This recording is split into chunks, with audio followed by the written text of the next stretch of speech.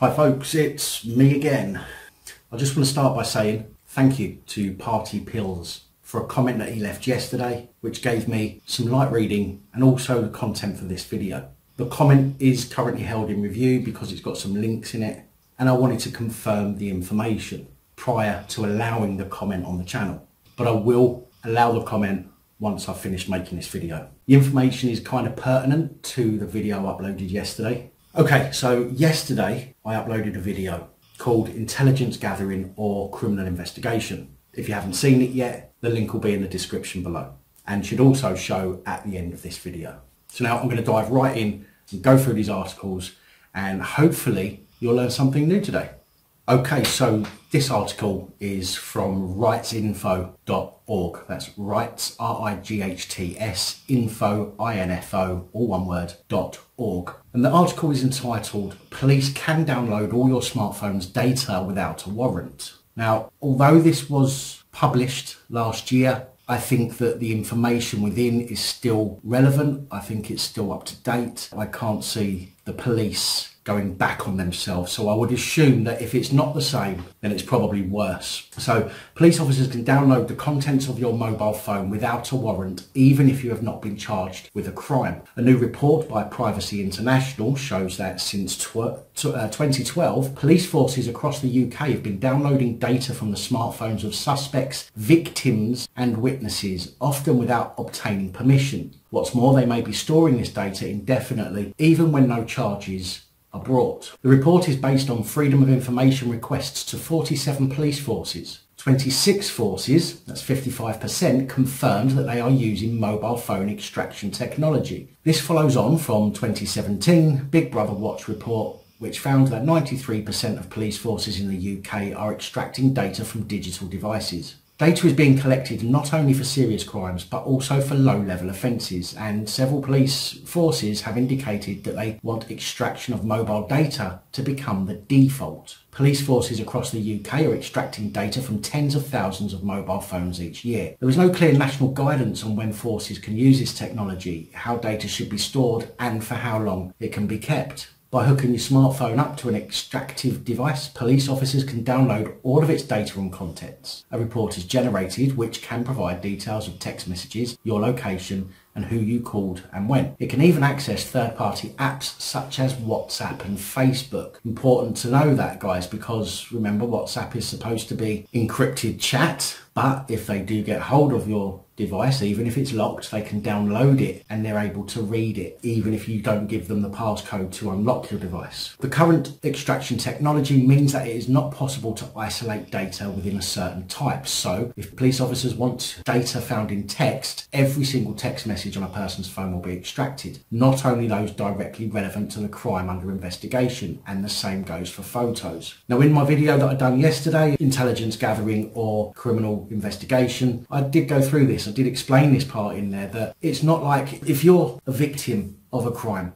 and you go to the police and you've got proof of that crime on your mobile phone, you go to the police and you show them that relevant information. You can then give them that relevant information whilst still retaining your privacy. I myself, about 10 years ago, was subject to an accusation, a very serious accusation, and I had a bit of a meltdown over a weekend. I ended up going to the police a few days after the accusation was made of me. I actually went to the police myself and I showed them the messages on my phone. I said, look, I've been accused of this. I need you to do something about it because, you know, I can't be getting accused of things like that. Can you please look into this and deal with it for me? And that was a big risk because we know that, you know, lots of innocent people who are accused of things actually get charged with them, even though they haven't done it. But I went to the police with my mobile phone. They took my mobile phone, which was a touch screen phone even back then, and he photocopied the messages. He actually put my phone, went to the messages, put my phone on the photocopier, and he photocopied just the messages that he needed. And luckily that was enough for them to be able to determine that I hadn't done what I was being accused of. And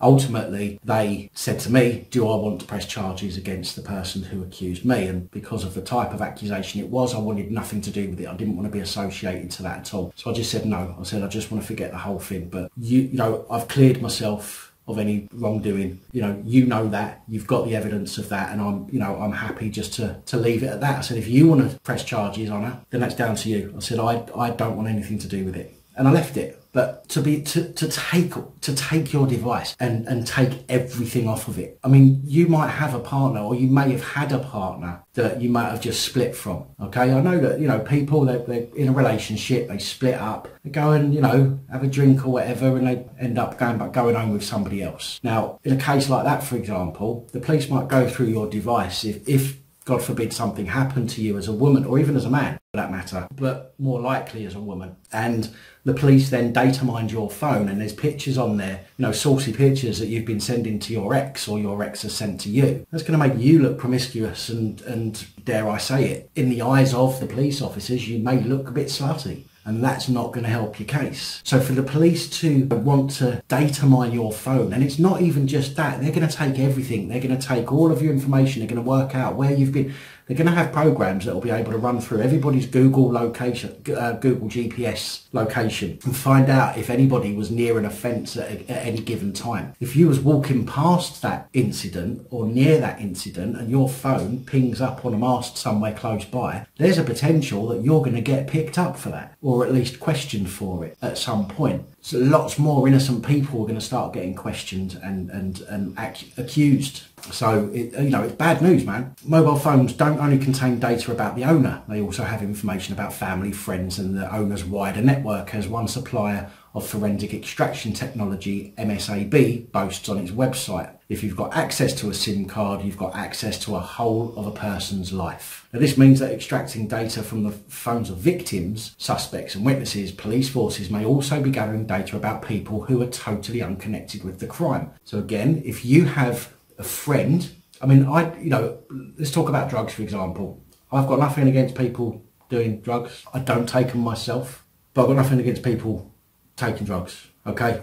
Now, if somebody sent me a text message, for example, I've got some bud for sale, do you know anybody that wants it? And I didn't, or even on WhatsApp, thinking that it's encrypted, the police can get that. They'll be able to then link that message to a phone number, and that phone number to a phone, and they're going to be able to go and get that person, all because you've allowed the police to data mine your phone. Now, it's not clear what the legal basis for such intrusive search measures are. In the case of house searches, police officers must apply for and be granted a search warrant before they are able to scour someone's property for evidence. This is not the case for mobile phone extraction. As Millie Graham Wood, a solicitor at Privacy International, states, you could search a person and their entire home and never find anything near as much information as you would from searching their phone. Yet the police can take data from your phone without your consent, without your knowledge, and without a warrant. Privacy International's reports also indicate a lack of training for police officers who may be using this technology. This was also highlighted by Big Brother Watch in their 2017 report on police use of digital data. Given just how much information our phones carry about us, the lack of clear legal basis and lack of training is deeply concerning. What's more, Privacy International have found that police forces do not have adequate rules for the retention of data, which means that information downloaded from mobile phones may be kept even when no charges are brought. So again, there's nothing saying that the police can't hold on to your information indefinitely, and that will only be used against you in the future. Even if you've done nothing wrong, they are intelligence gatherers. Even if you've done nothing wrong, they will have information on you that could put you near the scene of a crime. Something might come up, weeks, months down the line about a crime that happened prior to, you giving your phone over to the police, or the police taking your phone, and you could be connected to that by location, for example. Just as concerning are the poor data management practices which put mobile phone data at risk of a security breach in 2017. Greater Manchester Police were fined £150,000 for losing unencrypted DVDs of interviews with victims of violent and sexual crime.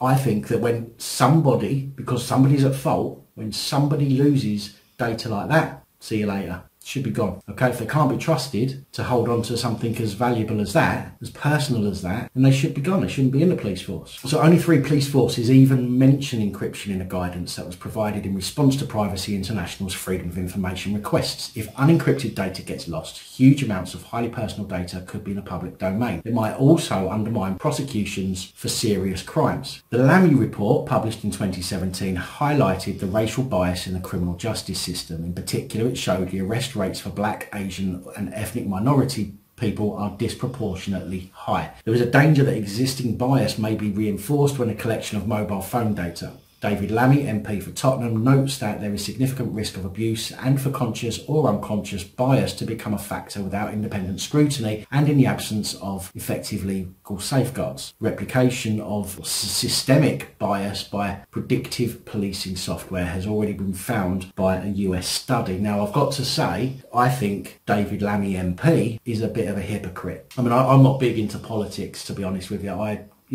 personally think they all talk out of their arse, and it gives me earache listening to them all. But David Lammy, something that Janaya, I think that's how you pronounce her name, I'll put a link to her channel in the description as well, has brought up in one of her videos in the past about how David Lammy is racially biased. You see a lot of his tweets on his Twitter profile are actually against white people. That's all I can say about it. I mean, go and have a look yourself. I'll put a link to Janaya's video in the description below. So please go and check that out, and you'll see for yourself. So what comes out of his mouth, to be honest with you, this is the same guy, David Lammy. This is the same guy that had a go at Stacey Dooley. Okay, I think it was for comic relief. I think it was. Stacey Dooley went and she done some work. I believe it was in Africa, and she was targeted because she was white by David Lammy, which is pretty disgusting coming from an MP, but I'll leave the link in the description. So, carrying on. Article 8 of the Human Rights Act protects our right to privacy. However, this right is not absolute. It must be balanced against other rights, such as freedom of expression and other needs that society has, including security and investigating crime. And certainly, data extraction technology is said to be important in tackling crime. It is, if you're taking relevant data. If you're taking data so that you can stitch people up. If you're taking data that has got nothing to do with the offence that you're investigating, that is wrong. However, the issue is not so much that the police are able to extract data from mobile phones, rather that there is no clear guidance, legal or otherwise, over when this should be allowed or for how long data should be kept. Police are now downloading digital data to investigate low-level crimes, so more and more personal information is stored by police forces, often unencrypted. They are able to access and search this data without a warrant. Privacy International says it's time for an urgent review on digital data extraction warrants should be required before police are able to search the phones of victims, witness and suspects, and it should be an objectively verifiable legal standard before a warrant is granted. I think that if the police have to get a warrant to come and raid your house and search your property or whatever it might be, then I certainly do think that they should have a warrant for mobile phone, and it should only be granted in cases where they genuinely believe that there is information on a device that will help them, say text messages, and when they take that, your device, they are only allowed to take the text messages. That's what I think. We still have to comply in ways with the police to help them solve crimes, okay? They're struggling to do it themselves, as we can all see, but we as a society, we don't want people running amok and, being criminals and causing harm, loss or damage to normal everyday folk. So we still have to do our part to make sure that these people are dealt with properly, as society would expect. So I do think that in some circumstances, if somebody refuses to give up their mobile phone, then and only then should the police go to a judge and say, "Judge, we believe because XYZ that there is messages or emails on that person's device, and we need a warrant for those emails or a warrant for those text messages." And that's it. They're not allowed any more or any less than they've asked for and been granted permission for. Now, I know a lot of you are going to disagree with that, and I appreciate your opinions and your views. I just think that we still have an obligation to make sure that criminals are dealt with, they're caught and they're dealt with. Otherwise, they're going to go around and going to do it to more and more people. Eventually, it's going to be somebody somebody that you love or care for that is affected by a criminal that we could have had dealt with. I do not agree with them taking all of the data. I do not agree with that whatsoever. I do not agree certainly for them taking data without being asked. I mean, this might be why I got my phone back so quickly, even though I did have to wait a month, but I was told that, well, almost a month, but I was told that I could be waiting 6 months for my phone back. So I had my phone back after a month. Maybe that's because they simply stripped my phone of all its data. Maybe they've got it all. Maybe they've got all my messages and, things like that. So I don't know, but, it's a thought. So we go on.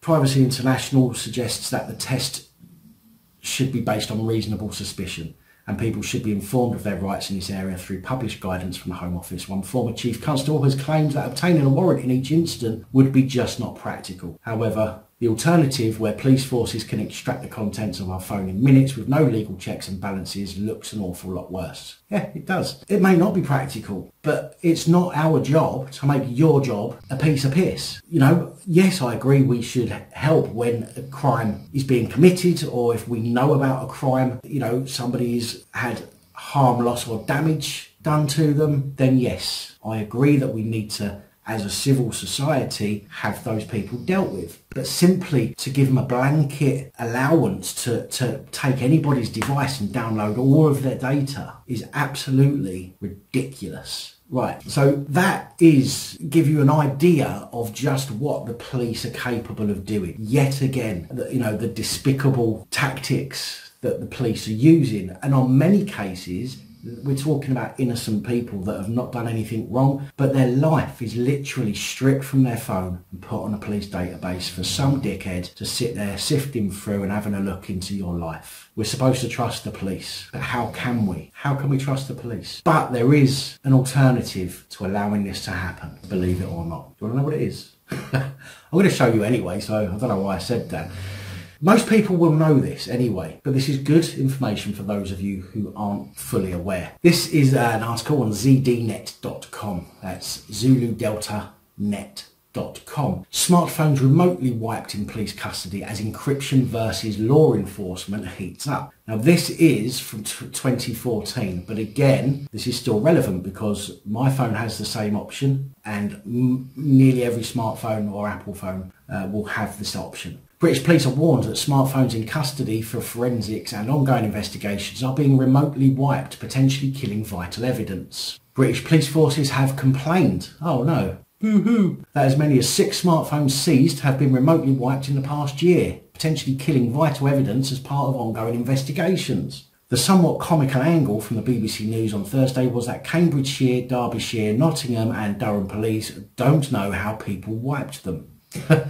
Here's a hint, police, find my phone. The issue stems around the technology that allows users to remotely wipe their device and potentially corporate secrets and personal information in cases where their device has been lost or stolen. Most modern phones come with this technology. Apple iPhones, Android and Windows phone devices all do. In many cases, like with BlackBerry handsets, company IT administrators can also remotely wipe data. But this poses a problem for the British bobbies. The report said, citing one forensics expert, if a device has a signal, in theory, it's possible to wipe it remotely. Police often use radio frequency shielded bags or even microwave ovens, as long as they're never turned on, to prevent cell service from getting through. However, in some cases, even that short period of time after a device has been seized can be enough to send through a remotely activated data kill switch. Law enforcement in the US over the past few weeks have complained at Apple and Google's move to encrypt data on their devices by default, forcing police and federal agents to go to the device owner rather than the company themselves.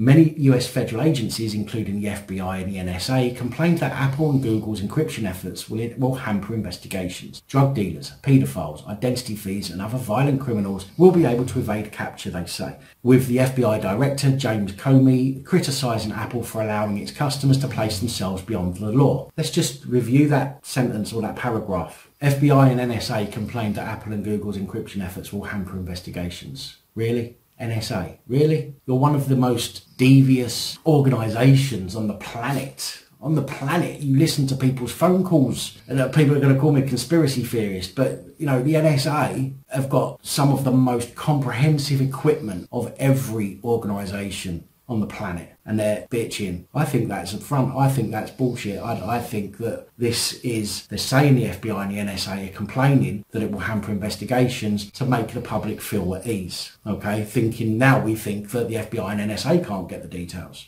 or the information. And then they go on to make it sound really bad. Drug dealers, paedophiles, identity thefts and other violent criminals will be able to evade capture. But why aren't you saying that the innocent people won't get persecuted? You know, many US federal agencies, including the FBI and the NSA, complained that we won't be able to pin stuff on people.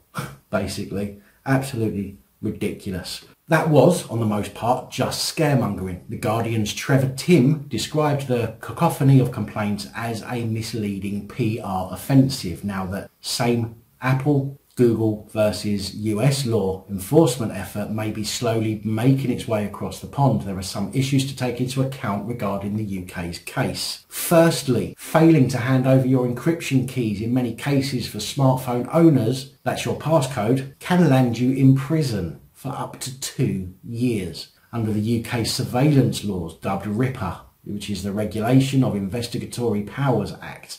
A court can force a handover of these keys or face contempt charges. This is a massive breakaway from the US, which has the Fifth Amendment right to protect a US person against self-incrimination. Now, I always thought that the Constitution of America was based on our Bill of Rights. So if they have the right to protect themselves against self-incrimination, so have we. So who are the courts and the judges and the police to tell us we're not allowed to protect ourselves? Fuck you, cops. Also, remotely wiping a device that's in or about to be in police custody can also land UK persons in trouble. Prosecutors could easily argue that the data stored on a smartphone could help an investigation, and interfering with that could lead to additional charges landing at a person's feet. The problem lies with this delicate balance between privacy and the need to appease law enforcement. Crimes are committed all the time. There's little doubt in anyone's mind that smartphones and the vast majority or the vast amount of data they hold can be crucial to police efforts, but it doesn't mean they should automatically have access to them. The UK is a little more flexible with its laws thanks to an uncodified constitution which precludes that British public from such US-style laws, such as the protection against self-incrimination and the protection against unwarranted searches or seizures. What's next? While the US plays a game of cat and mouse between law enforcement efforts and the smartphone makers, the UK could, and probably will, act legislatively. Which, don't be surprised at all, this, after all, is the country that passed new data retention powers into law just weeks after the European Court of Justice ruled that such laws were unlawful. Now, for those of you that didn't know, now you know that there is a way of protecting your data. It does mean losing it, however. So, quick lesson, shall we say. On your phone, you have, on my phone, I've got a Samsung, so mine's an Android. I have OneDrive. I have Dropbox, okay, I have a Samsung backup as well, and I have Google Drive. All of my images, videos, songs, everything else automatically get backed up to one of my other accounts. My contacts and I believe my messages as well can be backed up to my Samsung account.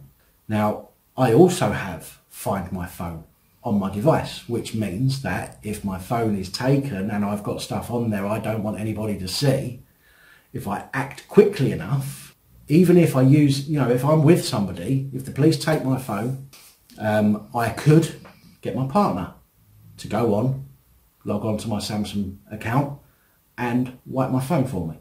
There are ways to stop the police getting your information, but it does mean losing some of the content on your phone. So set up your accounts, Dropbox, Google Drive, OneDrive, whatever you've got. I know that obviously Apple have one, one as well, but I don't use Apple, so I don't know what it's called. Back everything up. Back it up regularly. Okay, make sure it's set to back up regularly, or back up over Wi-Fi. And any time you're at home, it will back up for you automatically, for example. And when you go out, you might lose a day's worth of stuff on there, okay, but you're not going to lose all of it because it will back up to your drive. Make sure you've got an account set up for being able to log on and send that data wipe command to your phone. So I'm going to leave it there. Anyway, guys, I hope this has been of educational value to you if you didn't already know about this stuff. but I think this is pertinent to the video I uploaded yesterday about investigation or intelligence gathering. So again, until next time, see you later.